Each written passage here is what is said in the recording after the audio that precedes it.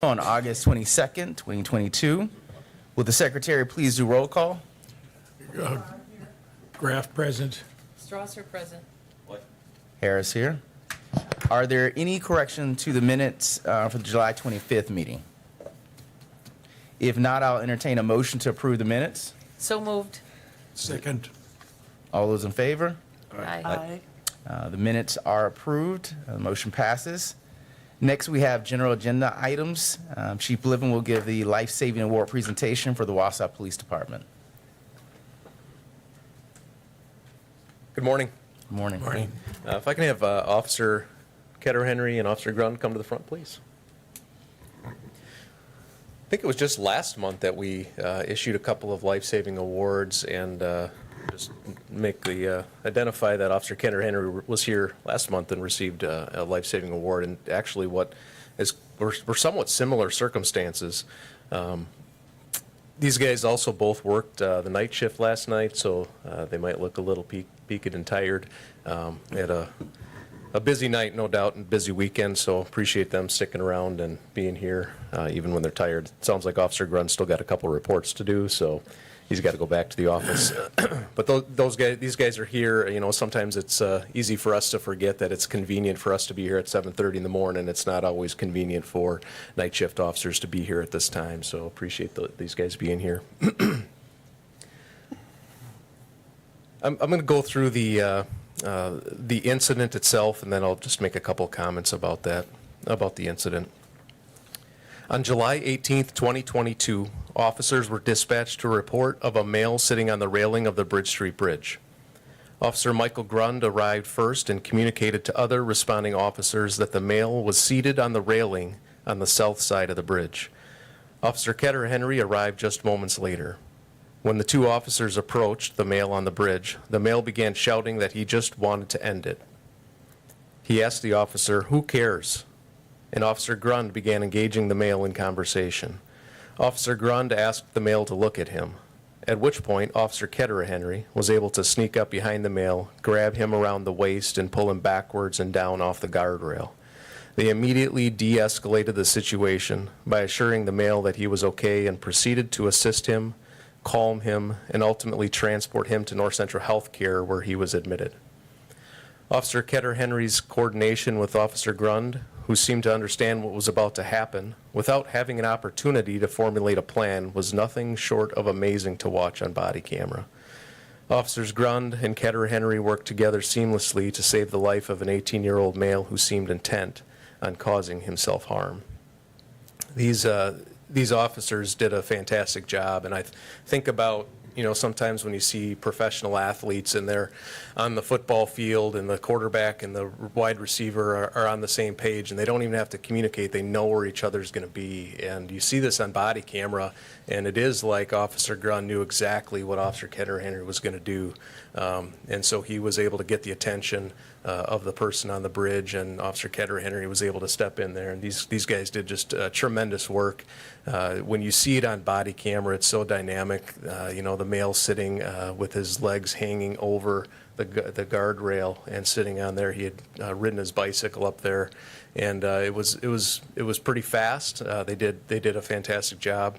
But then even after they were able to get him off of the bridge, they were immediately trying to start to calm the 18-year-old and really try to get to the bottom of what was going on in his life, and just did that with tremendous compassion. So really proud of these officers, proud to issue these life-saving awards.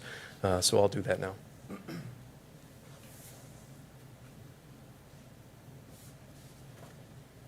All right, Officer Ketter-Henry, if you can come up here. Make sure I've got the right certificate. I think I do. I just looked at it. Life-saving award. Congratulations. Thank you very much. Excellent work. Officer Grund. Life-saving award. Congratulations. Great work. I did offer them the opportunity to speak, but they decided not to. So, humble guys. Thank you.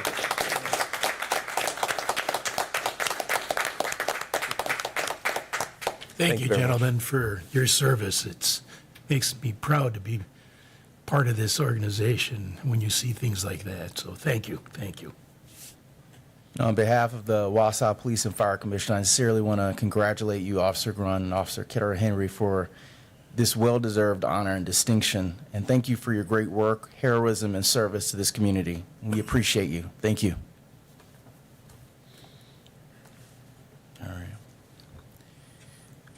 right. Next on the agenda, we have monthly presentations.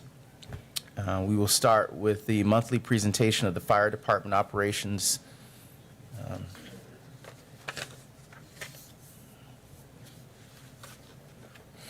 Good morning. Good morning. So we just had two things on the agenda. First is the Task Force 1 proposal, and I guess what we brought over Division Chief Briggs here. He's not only been very involved in the whole process, but he's also the most knowledgeable on it, and he can speak to it a little bit better than I can. So I'll bring up Chief Briggs, and then we can talk about the monthly report after that. Okay. Bring this down a little. Good morning. Good morning. Task Force 1 is a technical rescue task force team in the state of Wisconsin that had been initially started in 2005. In 2005, the state of Wisconsin had a plan to create a urban search and rescue force similar to what other states already had. In 2005, funding had been set. However, it was post 9/11 funds that also soon dwindled away, and the program ended. Some of it resurged, and in about 2014, I believe the team finally resurged and was fully functional at that time as a level 3 task force for the country. Following that, in 2019, the team disbanded again due to funding issues. Legislation took place, and in 2021, funding was approved through legislation, and it was approved. Now in 2022, the state of Wisconsin has refocused the team, now has a funding avenue for supporting this long-term instead of on occasion. And we have at this point, the state has put 85 members of the original Task Force 1 team back in effect, and they're hoping to take this team to a level 1 team, which needs 240 members. At this time, the state is seeking more representatives to fill that gap from 85 to 240. What this means for us, and why Chief Bartek has given a letter of intent to the mayor's office and council, is to become a part of that team here in Wausau. The initial number that we are hoping to supply that team is only 6 members initially.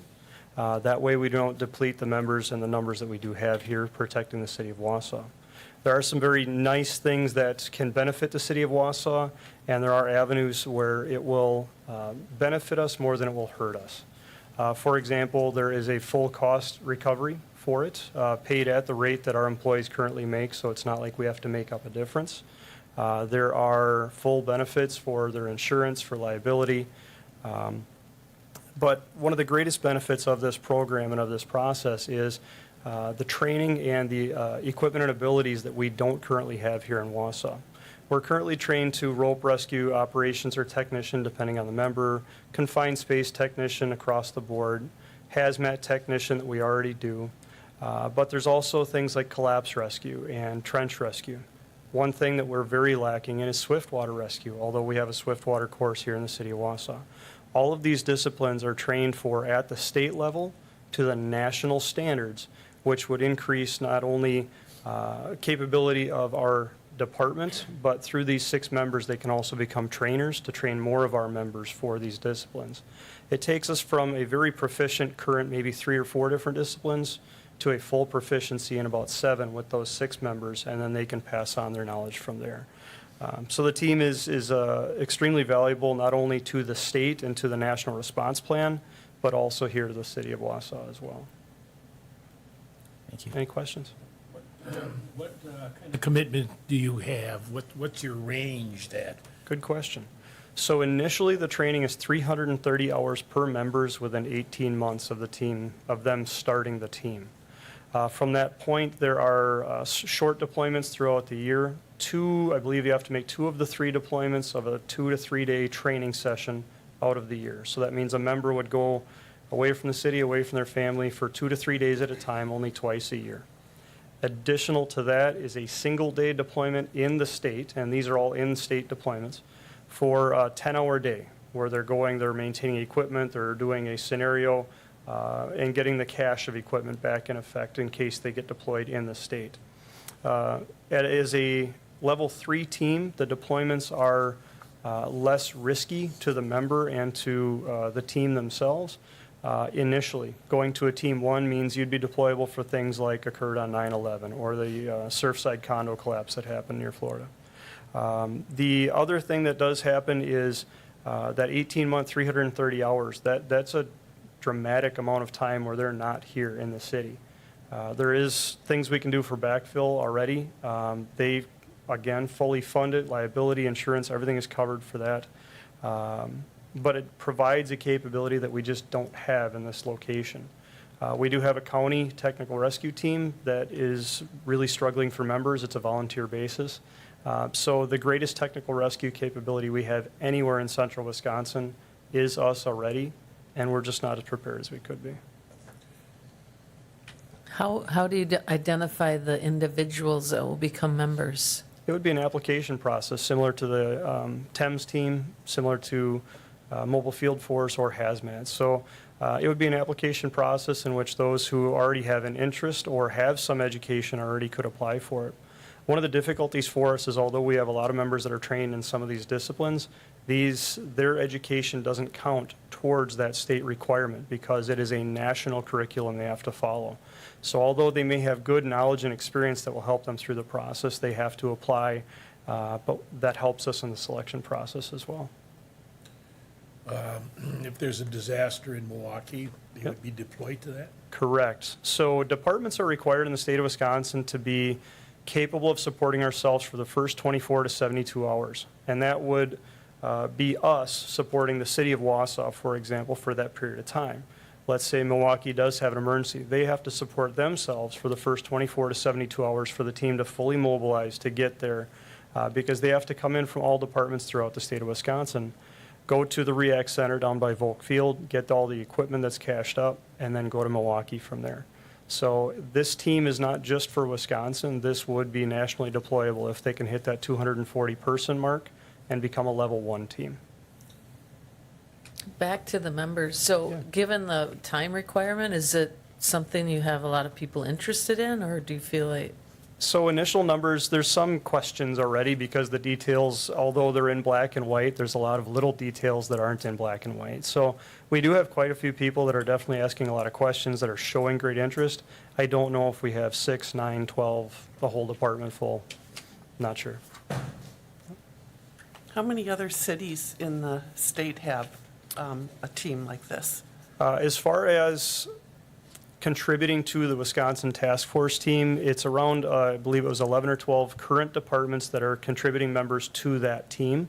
In the state of Wisconsin, some departments have the technical rescue capabilities. For example, like City of Eau Claire, City of La Crosse, Appleton, Green Bay. They have members that are very qualified and they have small teams, and a lot of those members are on this task force team. So although we have members that are qualified in ropes, con space, and some of the other disciplines, this just makes things a lot more formal. It makes sure that the training is more consistent to a national curriculum. And sad to say, a lot of that training just isn't available around here. So to be able to do this brings back a capability to the city of Wausau on their everyday duty shifts that we just aren't able to match right now. You're welcome. Any other questions? Thank you. Thank you. Just a couple things I could add to that also. As far as recruitment and retention, this is just one more tool in the toolbox to recruit and to get people to want to work for Wausau. It goes well with a lot of our specialty teams, and I think it says a lot about our management team and all the different things that we're doing to make Wausau Fire more attractable and what's the word I'm gonna be looking for? A place where people would want to come and stay and not be a stepping stone to go to a bigger city. So I was at the North Central Fire Chiefs meeting on Friday, and there was probably 30 departments represented there. This question came up of how many were going to get involved with Task Force 1, and I was one of the few hands that raised. There was 5 or 6, and again, we were probably the biggest department represented at the North Central Fire Chiefs meeting on Friday. So if that gives you any any idea compared to what Chief Briggs has told you, so just wanted to add those things. I guess moving right on to the monthly report. I think you've all probably read through it. You can see that our numbers keep going up as far as responses. We were down a little bit in significant fire events, which is a good thing for July. Another busy month. You guys have any specific questions on anything going on in the monthly report? All right. Continue as normal for the fire department then, recruitment and getting people on board. So, thanks, guys. All right. Well, I offer our appreciation from the commission. Thank you, Chief Briggs and Deputy Chief Kopp. All right, next up, Chief Bliven with the monthly presentation of the police department operations. Good morning again. Good morning. Today's a pretty exciting day for the police department. We're officially back to our full authorized staffing levels today. Friday, we had a swear-in ceremony where we swore in 4 new officers who you guys had seen in July. And so we're back to that full authorized staffing level. So 3 of them today are starting the police academy at NTC. So they're there probably right now as we speak, preparing for their first minute of class for the next 18 weeks. And then the 4th candidate is starting field training today. So he's already been through the academy and he's starting field training. So an exciting day for us. Just one item on the PFC manual. I asked our legal department to look at, after some training I was at a couple of months ago, in regards to the order in which we do the Police and Fire Commission interview. So they're doing that review, and we may bring that back to next month's meeting, asking for just an amendment in terms of how we do that PFC interview and where that is in our process based on a legal review.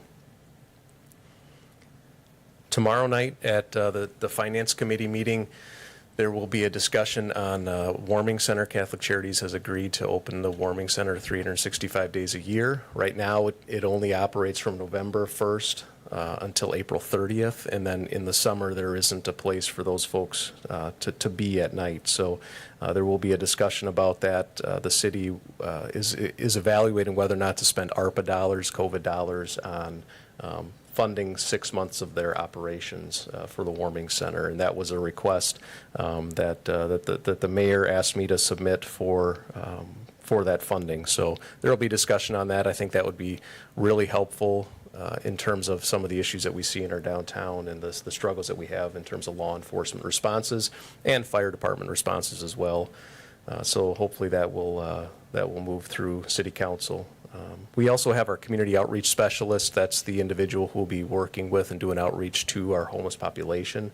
We did hire somebody for that position. She will start September 1st.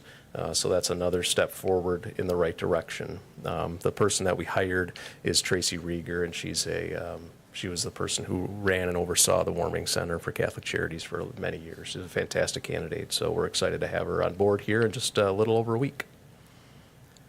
And lastly, I just want to identify that drug overdoses has been such an issue for us for the last few years. And I was in a meeting last week, and we identified that we haven't had any drug overdoses in the last couple of months, fatal drug overdoses. So I think that's a good thing. Our teams are doing a really good job in terms of taking drugs off the street, making not just low-level drug arrests, but significant drug arrests where they're taking a lot of methamphetamine and heroin off the streets. And I think impacting that supply is impacting our drug overdoses to some degree, and I'm sure there are multiple other factors involved in that. But our teams are working hard in terms of drug overdoses, so I just wanted to identify that too and give them the credit that they deserve for their hard work. That's my update for the month. Any questions? Well, again, I offer our gratitude from the commission. Thank you, Chief Bliven. Thank you. All right. The next meeting will be scheduled for Monday, September 26th at 7:30. Is there any further discussion? If not, may I please have a motion to adjourn this meeting? I'll make a motion to adjourn. Is there a second? All those in favor? Opposed? Motion passes. We are adjourned. Thank you.